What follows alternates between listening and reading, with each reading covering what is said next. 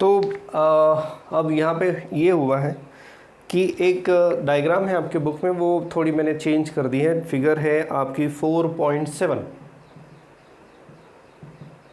Page number 81। तो यहाँ पे एक पिस्टन जो है वो ये जो है ये इसकी इनिशियल पोजीशन है, and because of the pressure of the gas ये पिस्टन जो है वो तो अब बाहर गई है, थोड़ी सी बाहर की तरफ पुश की गई है, और ये जो पिस्टन की जो डिस्प्लेसमेंट है वो है dx। तो यहाँ पे हमें ढूंढना है कि how much is the work done, ये हमें यहाँ पे ढूंढना है। तो सबसे पहले ये दो पोजीशंस के बीच में जो डिस्टेंस है वो है dx। हमें पता है work is nothing but force into displacement. पर फोर्स क्या रहता है, अभी हमने देखा force is nothing but pressure into area, P into A। Let P be the pressure at this stage, and there is a very small displacement, infinitesimally small displacement dx. So P into A, where A is the area of cross section of that piston. So I mean ये वाला area. So work dW, the work as the displacement is infinitesimally small, work is also very small, so इसलिए उसका हम symbol ले लेंगे dW में, थोड़ा नीचे लिख देता हूँ। सो dW is force into displacement F dx। पर F क्या है, pressure into area into dx। अब इसे देखो आप, area into dx, area into dx, this is nothing but the volume swept by that piston. ये जो वॉल्यूम कवर किया इस पिस्टन ने वो वॉल्यूम है, यानी we can say this is nothing but the change in volume of the gas. So we can write P dV, where dV is nothing but area into dx। तो ये बन गया आपका वर्क का एक्सप्रेशन। तो ये बहुत ही छोटी डिस्प्लेसमेंट के लिए है। मान लो कि piston moves from initial position से अब x1 टू x2, और उस दौरान जो वॉल्यूम है वो वॉल्यूम चेंज होता है फ्रॉम vi टू vf। यहाँ पे जो लिमिट्स दिए उन्होंने, yes vi to vf। So suppose कि इनिशियल वॉल्यूम जो है, यानी ये इनिशियल वॉल्यूम हो जाएगा और ये हो जाएगा फाइनल वॉल्यूम। यहाँ से यहाँ तक जो है ये फाइनल वॉल्यूम है, और यहाँ से यहाँ तक जो है वो है initial volume. So vi and vf be the initial and final volume. तो क्या फोर्स कांस्टेंट रहेगा यहाँ पे? बिल्कुल नहीं, फोर्स कांस्टेंट नहीं रहेगा। क्यों नहीं रहेगा? क्योंकि यहाँ पे जैसे जैसे पिस्टन बाहर जा रही है, जैसे जैसे गैस एक्सपांड हो रहा है, वॉल्यूम बढ़ रहा है। तो वॉल्यूम बढ़ रहा है यानी यहाँ पे प्रेशर आपका कम हो रहा है, और इसी कारण there is a relation between pressure and volume, हमें पता है। तो अगर वॉल्यूम बढ़ रहा है तो डेफिनेटली वी कैन नॉट से कि प्रेशर इज़ कांस्टेंट, और इसी कारण हम यहाँ पे directly P into VF minus VI नहीं लिख सकते, ठीक है। तो हाँ, कुछ कुछ केसेस में ऐसे न्यूमेरिकल्स आते भी होंगे जिसमें ये कहा जाता है कि pressure can be assume to be constant. तो इन दैट केस हम VF माइनस VI यानी simply pressure into change in volume करके we can find out work done by the system. पर इन दिस केस अभी फ़िलहाल तो नहीं, हम एक फाइनल डेरिवेशन तक आ रहे हैं, छोटा सा ही, बहुत बड़ा डेरिवेशन नहीं है। तो हमें पता है कि ये वर्क डन है for a very small infinitesimally small displacement dx। So total work done is integration of P dV. So VI to VF are the limits of integration, and this is your final expression which they have derived. So W, हाँ, अब जैसे मैंने कहा कि अगर pressure constant ऐसा दिया गया है, so you can take out that pressure from the integration. सो P dV VI minus VF। So P is equal to VF minus VI. This is work done by the system, ठीक है। तो ये है एक एक्सप्रेशन, इक्वेशन 4.2 जो आपकी book में दिया है। फिर से एक बार बता रहा हूँ कि प्रेशर को कांस्टेंट है ऐसा दिया है तभी हम इसे यूज़ कर सकते हैं, और अगर प्रेशर कांस्टेंट नहीं है so there are different types of processes कि कहाँ पे प्रेशर कांस्टेंट रहेगा, कहाँ पे प्रेशर कांस्टेंट नहीं रहेगा, that depends on the type of process. तो वो प्रोसेस भी हम देखने वाले हैं आगे चल के। सो ये था आपका एक एक्सप्रेशन जो उन्होंने यहाँ पे डिराइव करके रखा है। सो ये पार्ट हो गया है। अब थोड़ा उन्होंने और कुछ डिस्कशन किया है, कुछ डिस्कशन आपको दिखाई दे रहा है पेज नंबर 81 पे, थोड़ा सा मैं बता रहा हूँ, बट इसको एक और तरीके से, सिंपल तरीके से हम डिराइव करने हैं, क्योंकि हमें डिराइव करना है फर्स्ट लॉ ऑफ थर्मोडायनेमिक्स। वो अभी तक हमने देखा ही नहीं कि what is first law of thermodynamics. उससे पहले ये सारी थियरी हमने कवर कर ली है। कुछ और डिस्कशन है वो मैं पहले बता देता हूँ उनको क्या कहना है एग्जैक्टली। मान लो गैस एक्सपांड हो रहा है, मैं बार बार बोल रहा हूँ यहाँ पे, बट गैस एक्सपांड क्यों होगा? सो हमें पता है कि whenever we supply some heat, so there is expansion of any gas और any object. So due to heat, अगर टेम्परेचर बढ़ता है, टेम्परेचर बढ़ने की वजह से देयर इज़ एक्सपांशन। बट मान लो कि मैंने हीट दी ही नहीं है and gas is trying to expand. मान लो कि मैंने हीट दी नहीं है and gas is trying to expand. Just एक केस एज्यूम करो कि मान लो कि बाहर का प्रेशर थोड़ा कम है और अंदर का प्रेशर थोड़ा ज़्यादा है। ऑब्वियसली क्या होगा, गैस जो है वो पिस्टन को थोड़ा सा बाहर की तरफ पुश करेगा, क्योंकि बाहर वाला जो प्रेशर है वो कम है, अंदर वाला प्रेशर है वो ज़्यादा है। तो इधर से प्रेशर अगर ज़्यादा है तो piston will be pushed outside, यानी यहाँ पे देयर इज़ सम वर्क। लेकिन ये वर्क करने के लिए एनर्जी आई कहाँ से? तो ये वर्क करने के लिए जो एनर्जी आई है that is from the internal energy of the gas itself. और इसीलिए व्हेनेवर, अब यहाँ पे ध्यान दो, वर्क डन इज़ पॉजिटिव। जैसे मैंने कहा कि here gas is expanding, gas expand हो रहा है तो piston is moving in the direction of force. So work जो है वो पॉजिटिव है।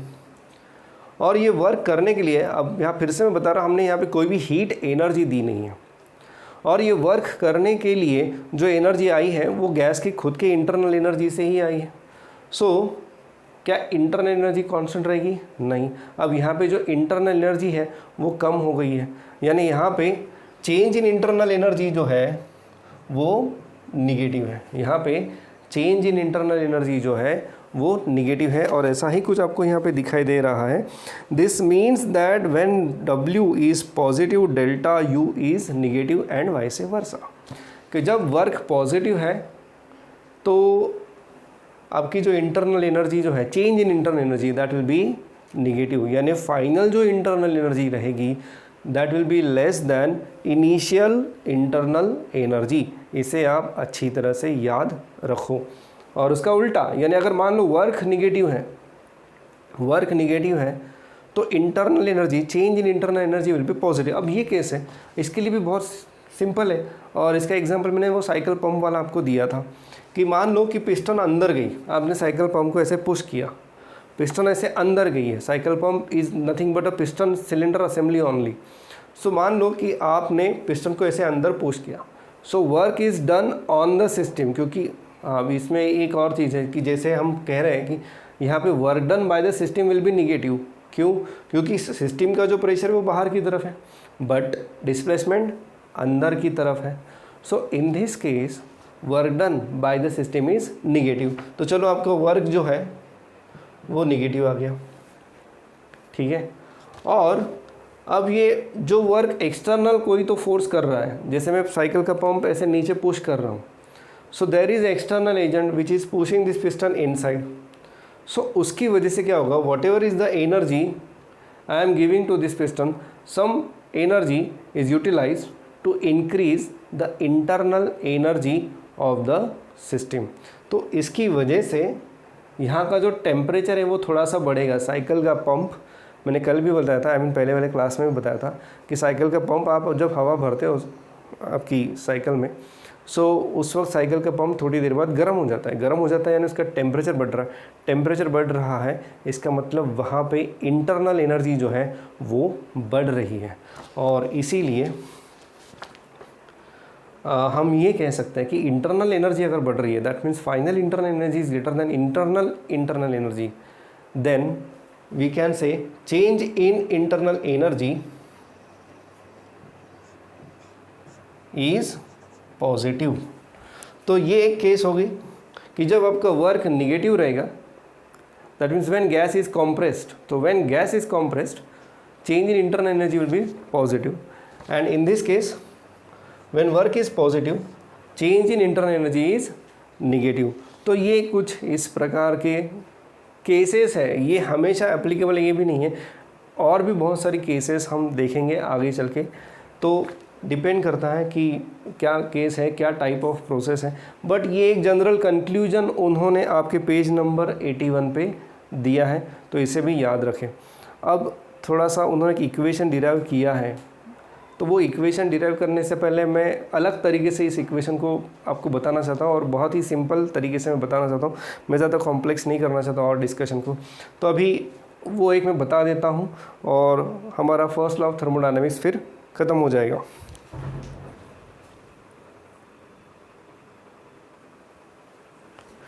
डायग्राम मैंने ड्रॉ की है, मैं फर्स्ट लॉ ऑफ थर्मोडायनेमिक्स को थोड़ा अलग तरीके से बताना चाहता हूँ, उन्होंने भी बताया है, बट ये ज़्यादा आसानी से आप समझ पाओगे, शायद से देख लो। तो यहाँ पे आप देख रहे हो कि अगेन एक पिस्टन सिलेंडर असेंबली है, और मैंने अब यहाँ पे एक बर्नर दिखा है जो हीट दे रहा है। अब क्या होगा अगर मैं मान लो इस बर्नर की मदद से इस सिस्टम को, नाउ सिस्टम क्या है, this gas inside the cylinder, तो मैं इस बर्नर की मदद से इस सिस्टम को हीट Q दे रहा हूँ, ठीक है। I have given heat equal to Q, ठीक है। अब इससे क्या हो जाएगा, ये अंदर का जो गैस है ये एक्सपांड हो जाएगा। Piston is frictionless massless piston is frictionless and massless. तो ये जो गैस है ये एक्सपांड जैसे होगा it will push this piston outside. तो ये पिस्टन जब बाहर जाएगी that means there is work done by the system. So work हो रहा है एट द सेम टाइम। अब यहाँ पे देखो मैं हीट दे रहा हूँ, पहली वाली जो केसेस मैंने डिस्कस की थी उसमें मैंने हीट नहीं दी थी, वहाँ पे हीट अपने आप जनरेट हो रही थी whenever we are doing work on the system, या फिर व्हेनेवर वर्क इज़ निगेटिव। अब यहाँ पे हीट मैं दे रहा हूँ, और हीट दे रहा हूँ तो उसके दो क्या कह सकता हूँ मैं कि दो पार्ट्स में वो हीट डिवाइड हो रही है। पहला पार्ट है कि some part of the heat is used to do the work to push this piston outside, यानी यहाँ पे वर्क हो रहा है, और ये वर्क करने के लिए एनर्जी कहाँ से आई, फ्रॉम द हीट एनर्जी जो हमने दी है। और उसके बाद भी इस सिस्टम का टेम्परेचर बढ़ रहा है, इसके बाद भी सिस्टम का जो टेम्परेचर है वो बढ़ रहा है, यानी वर्क किया गया W, और थोड़ा जो पार्ट है, थोड़ी बची हुई जो हीट है that is used to increase the temperature of the system. That means this is delta U, and that is nothing but a change in internal energy. That means I can write the heat given is equal to work done plus increase in internal energy of the system. फिर से एक बार मैं बता रहा हूँ, यहाँ पे again I have a piston cylinder assembly, and in that I am giving some heat using this burner. Suppose the heat given is Q, heat जो मैंने दी है वो कितनी है, Q। और अब यहाँ पे ये हीट जो है, ये हीट एनर्जी जो है it is utilize in two parts. पहला पार्ट जो है इस पिस्टन को आगे पुश करने में रहेगा, तो थोड़ा सा वर्क हमें यहाँ पे करना पड़ेगा। So some part of the heat is utilise to do the work. दूसरा, सिस्टम का टेम्परेचर भी बढ़ रहा है, टेम्परेचर बढ़ रहा है यानी there is change in internal energy. तो सेकेंड पार्ट जो है हीट का वो किस में यूटिलाइज हुआ, to change the internal energy of the system. So Q is equal to W plus delta U. This is nothing but first law of thermodynamics, और ये डिपेंड करता है, I mean it is based on conservation of energy, क्योंकि बराबर है जितनी energy आपने दी है उतनी ही एनर्जी आपको यहाँ पे यूटिलाइज करनी है, क्योंकि उससे ज़्यादा तो आप एनर्जी दे नहीं सकते। यानी ऐसा तो नहीं कि आपने 20 जूल ऑफ हीट दे दी और यहाँ पे जो टोटल हमें मिल रही है वो 25 है, that means you are creating energy, और ये पॉसिबल नहीं है। So this first law of thermodynamics is based on law of conservation of energy. So ये स्टेटमेंट आपको दिखाई देगी आपके पेज नंबर 81 पे, इक्वेशन इज़ 4.4। नेक्स्ट जो बात है उन्होंने यहाँ पे डिस्कस की है वो देख लेते हैं क्या है। अब उन्होंने बताया है कि the quantities W and Q can be positive, negative और zero, therefore delta U can be positive, negative और ज़ीरो, और वो डिपेंड करता है कि प्रोसेस क्या है। तो उन्होंने अलग अलग प्रोसेसेस यहाँ पे डिस्कस की है। मैंने पहले भी कहा था कि वो जो मैंने बताया था कि work is positive, internal energy is negative वगैरह वगैरह, वो भी डिपेंड करता है कि कौन सी टाइप की प्रोसेस है। तो यहाँ पे कुछ डिस्कशन किया है। टाइप्स ऑफ प्रोसेस अभी डिस्कस नहीं किए, कुछ और केसेस यहाँ पे डिस्कस किए, पहले वो देख लेते हैं और उसके बाद will proceed for thermodynamic state variable.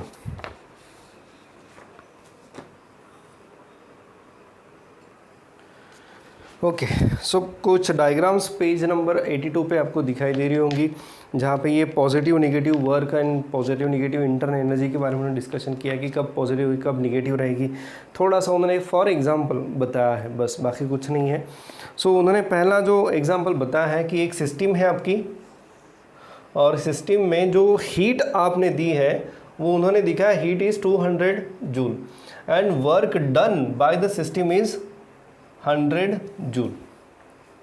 C heat given is 200 joule, work done is 100 joule. So हमने जो फर्स्ट लॉ ऑफ थर्मोडायनामिक्स देखा था, फर्स्ट लॉ ऑफ थर्मोडायनामिक्स क्या कहता है? It states Q is equal to W plus delta U।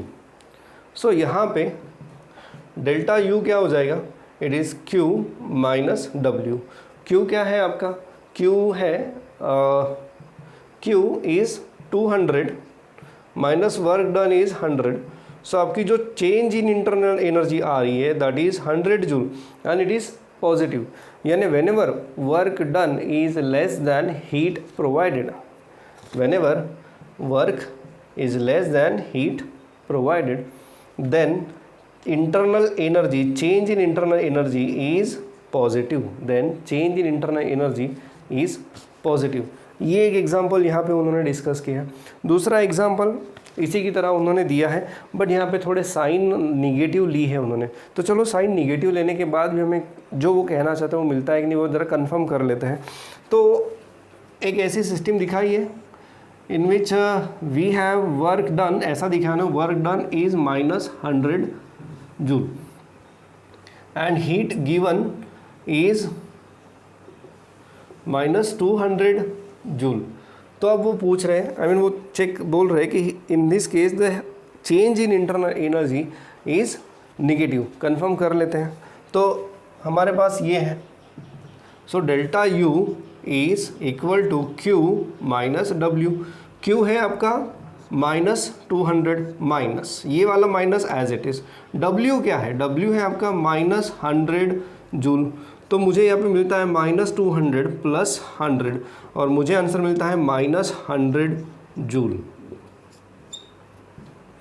यानी यहाँ पे चेंज इन इंटरनल एनर्जी जो है वो निगेटिव आ रही है, यानी final internal energy is less then initial internal energy. और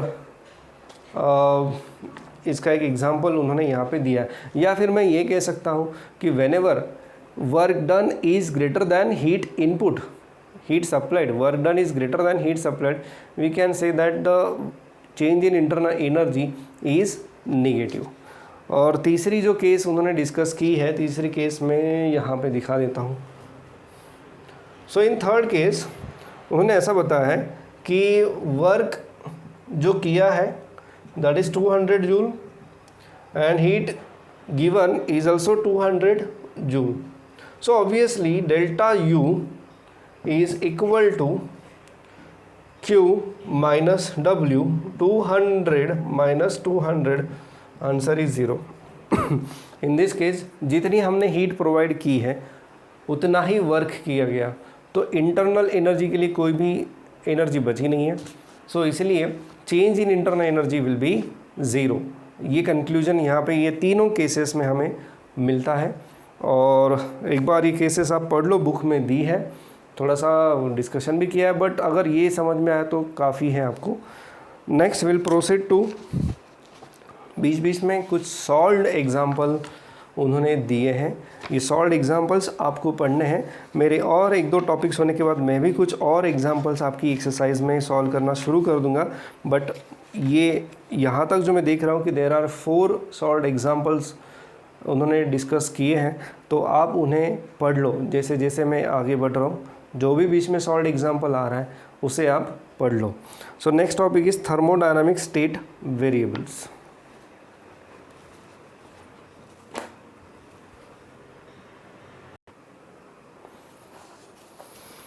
अभी हम देखते हैं state variable. What do you mean by state variable? जैसे कि एक पर्टिकुलर सिस्टम है, तो एक सिस्टम में हम मान लो गैसियस सिस्टम है, और तो गैसियस सिस्टम में हम देखते हैं कि the gas is having some pressure, it is having some volume and it is having some temperature. So इसमें हम गैस की स्टेट को डिफाइन करते हैं। So the variables which define the state of that particular system उसे कहते हैं state variables. और ये जो है इसे उन्होंने एक और दिख रहा है कि प्रॉपर्टी ऑफ सिस्टम और सिस्टम वेरिएबल्स, ऐसे भी कुछ नाम यहाँ पे आपको दिखाई दे रहे हैं। पेज नंबर 83 पे मैं डिस्कशन कर रहा हूँ। सो ये जो वेरिएबल्स है which are describing the state of the system, क्योंकि अगर मैंने इसको थोड़ी हीट एनर्जी दे दी तो वो एक्सपांड हो जाएगा, एक्सपांशन होने की वॉल्यूम्स चेंज हो जाएगा, प्रेशर चेंज हो जाएगा, टेम्परेचर भी चेंज हो जाएगा, तो आपकी स्टेट जो है वो चेंज हो रही है। So the variables which are describing the state of the system are called as state variable। अब यहाँ पे कुछ और इसका क्लासिफिकेशन फर्दर उन्होंने किया है, और वो क्लासिफिकेशन दिखाई दे रहा है कि there are two types of system. एक है इंटेंसिव प्रॉपर्टी और दूसरी है एक्सटेंसिव प्रॉपर्टी। ये जो प्रॉपर्टीज़ है प्रेशर, वॉल्यूम, टेम्परेचर और कुछ प्रॉपर्टीज़ मैं अभी बता रहा हूँ, तो ये जो प्रॉपर्टीज़ हैं जो एक सिस्टम के बारे में आपको आइडिया दे रही है, ये प्रॉपर्टीज़ का क्लासिफिकेशन उन्होंने किया है। तो क्लासिफिकेशन कुछ इस प्रकार से है। पहली प्रॉपर्टी, पहला है intensive property.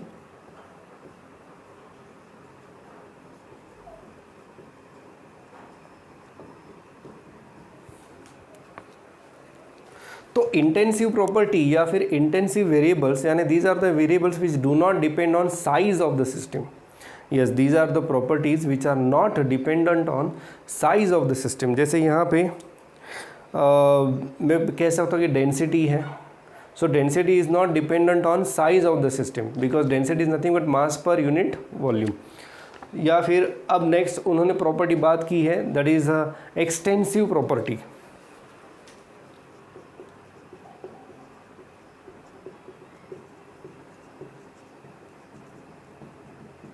So what is extensive property? Extensive property, these are the properties which depend on size or amount of the system।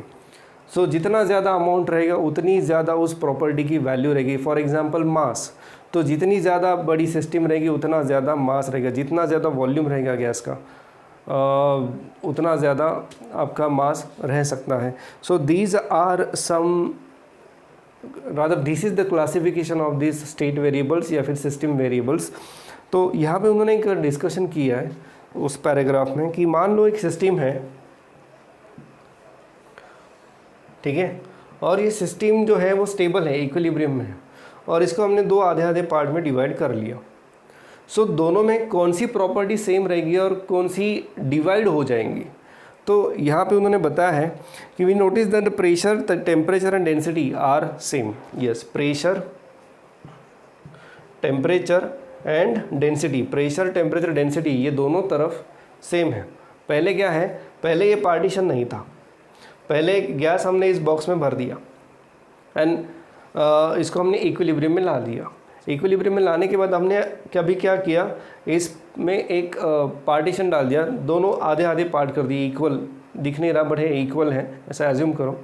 तो इक्वल पार्ट्स कर दी। इक्वल पार्ट्स करने के बाद जो क्वांटिटीज़ दोनों, अब मेरे पास दो सिस्टम है, तो दोनों सिस्टम में जो क्वांटिटीज़ सेम है वो कौन सी है? प्रेशर दोनों तरफ सेम रहेगा, टेम्परेचर दोनों का सेम रहेगा और डेंसिटी दोनों की सेम रहेगी। तो जो क्वांटिटीज़ अलग अलग है वो कौन सी रहेगी? ऑब्वियसली दोनों का जो चेंज हुई है पार्टीशन डालने की वजह से, जो प्रॉपर्टीज़ चेंज हुई है, तो वो प्रॉपर्टी जो चेंज हुई है वो कौन सी प्रॉपर्टीज़ है? मास आधा हो गया है, यहाँ पे मास आधा हो गया है आपका, ये mass and internal energy. Yes, internal energy जो है वो भी आपकी आधी हो गई, क्योंकि यहाँ पे नंबर ऑफ मॉलिक्यूल जो है वो आधे आधे हो गए हैं।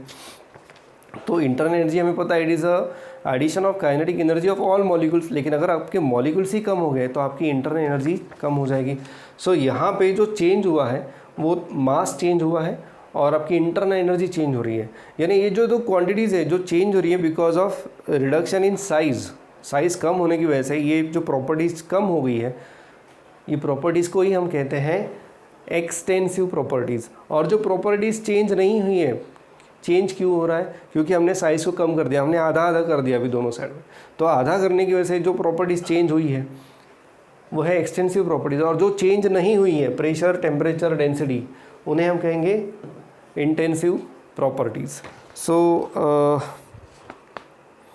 ये कुछ डिस्कशन यहाँ पे किया है, बट ये एक एग्जांपल के ज़रिए उन्होंने बताया, बट फिर भी मैं क्लियर बता देता हूँ कि intensive properties are the properties which do not depend on size of the system, और एक्सटेंसिव प्रॉपर्टीज जो है that depend on size of the system. बस ये दो डेफिनेशंस आप याद रखो जो यहाँ पे उन्होंने दी है, बोल्ड में नहीं दी है।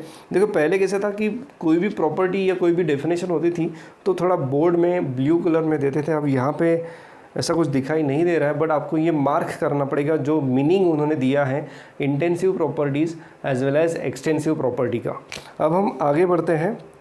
उन्होंने कुछ इक्विलिब्रियम के बारे में जानकारी दी है आपको। So there are 3 types of equilibrium, mechanical, chemical and thermal equilibrium. उसके बारे में थोड़ा सा देख लेते हैं।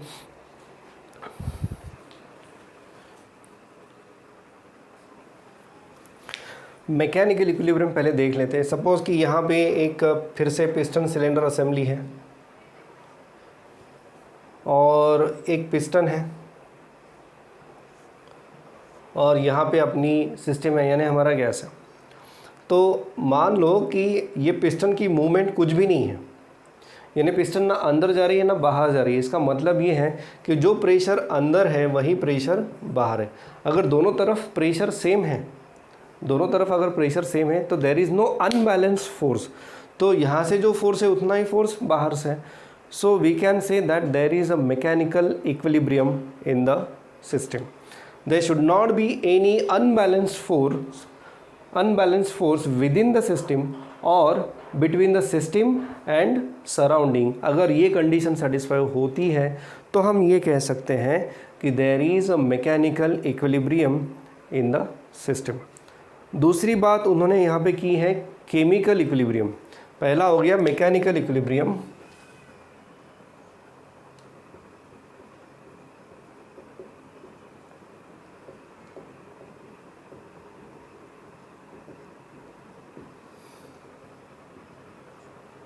दूसरा है केमिकल इक्विलिब्रियम।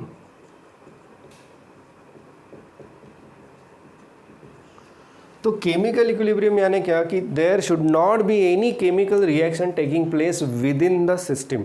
यहाँ पे किसी भी तरह की कोई भी केमिकल रिएक्शन नहीं होनी चाहिए।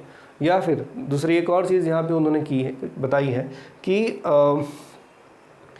there should not be any transfer of matter due to diffusion। There should not be any transfer of matter due to diffusion within the system itself। यानी सिस्टम के किसी भी corner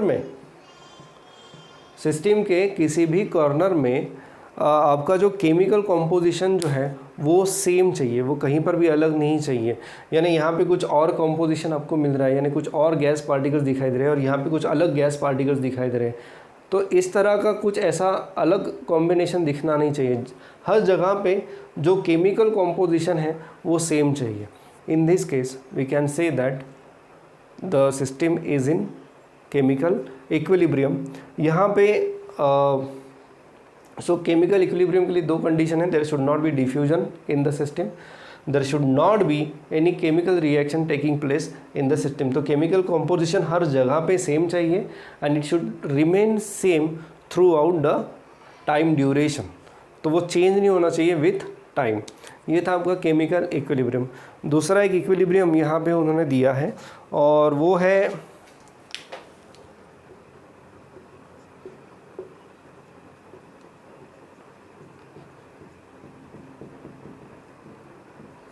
thermal equilibrium. Thermal equilibrium यानी ये हमें पता है, zeroth law हमें पता है। तो थर्मल इक्विलिब्रियम यानी क्या, there should not be any change in temperature within the system. The temperature of the system should remain constant. अगर ये चीज़ है तो we can say that there is a thermal equilibrium in this process और in this system. तो ये 3 तरह के इक्विलिब्रियम यहाँ पे उन्होंने डिफाइन किए गए हैं। अभी भी हम प्रोसेसेस की तरफ नहीं बढ़े हैं, हम बस थोड़ी बहुत इंट्रोडक्शन देख रहे हैं थर्मोडायनेमिक्स की। अभी जैसे जैसे हम आगे बढ़ेंगे, मेरे ख्याल से आगे उन्होंने पीवी डायग्राम्स दी है, पीवी कर्व के बारे में थोड़ी बहुत इन्फॉर्मेशन दी है, वो हम देख लेंगे। And then will go into the processes. There are different types of processes, जैसे ये थर्मल इक्विलिब्रियम मैंने बताया। So if the system is having constant temperature during complete process, the system is called as isothermal process, rather the process is called as isothermal process. तो ये इस तरह की कुछ प्रोसेसेस हैं और उसके रिलेटेड कुछ पीवी डायग्राम्स है। ये जब हम देखेंगे तो हमारा थर्मोडायनेमिक्स शुरू होगा। तो अभी बस इंट्रोडक्शन देख रहे हैं, कुछ कुछ पॉइंट जो है जो थर्मोडायनेमिक्स के आगे की प्रोसेसेस के लिए हमें ज़रूरी है वही हम देख रहे हैं। सो इसे आप अच्छे से पहले क्लियर कर लो, सो दैट आगे के जो लेक्चर्स रहेंगे वो आपके लिए इजी रहेंगे। जो जो पढ़ाया जा रहा है उसे टेक्स्ट बुक से पढ़ना ना भूलें, अदरवाइज़ थोड़ा सा प्रॉब्लम हो सकता है, बट ज़रूर पढ़ें क्योंकि टाइम है आपके पास। So that's it for today's lecture.